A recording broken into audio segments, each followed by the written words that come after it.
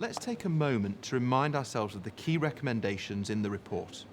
These cover TA deployment, TA pupil interactions, TA preparation, and TAs delivering structured interventions. TAs should not be used as an informal teaching resource for low attaining pupils. Use TAs to add value to what teachers do, not replace them. Use TAs to help pupils develop independent learning skills and manage their own learning. Ensure TAs are fully prepared for their role in the classroom. Use TAs to deliver high-quality one-to-one and small group support using structured interventions.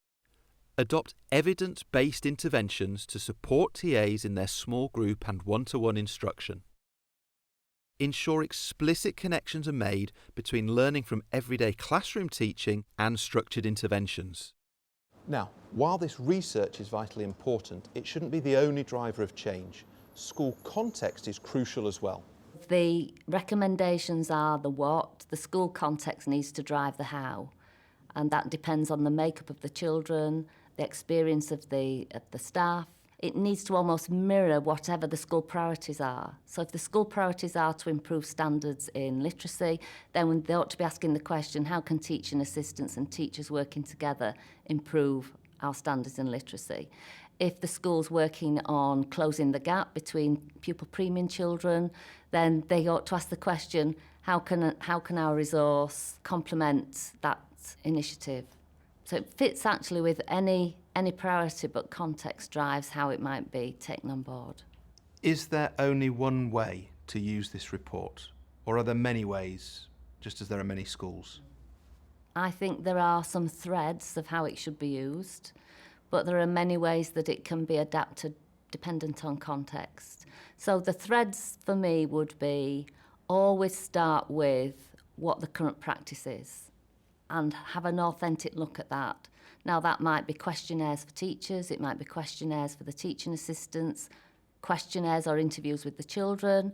It may be looking at children's work. It may be looking at children's work in an intervention context and then the same child's work in a class-based experience.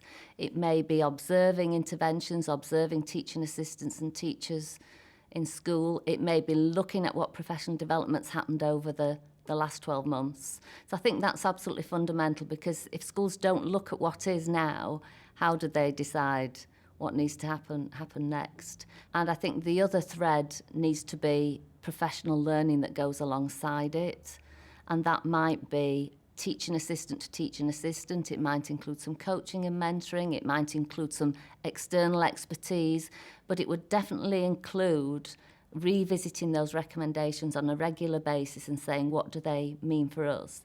And it may be that a school just takes one recommendation. They may focus on the interventions. They may focus on the joining up what happens in interventions and in the classroom, depending on their context and depending on what the audit tells them. I think that the value of the guidance is that it's not rigid. It's a set of recommendations and things to be thinking about and carrying forward. And schools will interpret them, I think, slightly differently depending on their context, but while still retaining the core principle about, for example, using TA to supplement what teachers are doing, not to replace them. The report doesn't say this is going to work for particular groups of pupils. It assumes that it will work with any kind of group or cohort of pupils. So at Pybank, there are a lot of children who are new to English.